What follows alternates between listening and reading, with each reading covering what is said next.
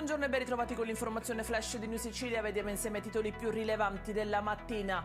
Giornata della memoria e dell'impegno in ricordo delle vittime innocenti della mafia. Un corteo è partito dal lungomare di Trapani organizzato da Libera. In prima fila a guidare la manifestazione c'è Don Luigi Ciotti, fondatore dell'associazione, affiancato dai familiari delle vittime giunti da tutta Italia per rendere omaggio ai loro cari.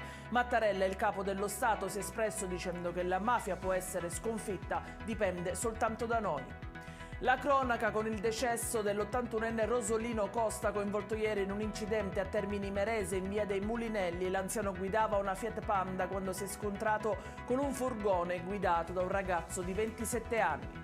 E rimaniamo a Palermo, controlli nel quartiere Zen, 2 gli arrestati, 87 denunciati per spaccio di droga, allaccio alla rete elettrica abusiva e infrazioni al codice della strada. A Gioia Marea nel Messinese un uomo è stato aggredito da 2 cani mentre si trovava a casa di un amico. La vittima è ricoverata al Policlinico di Messina con prognosi riservata.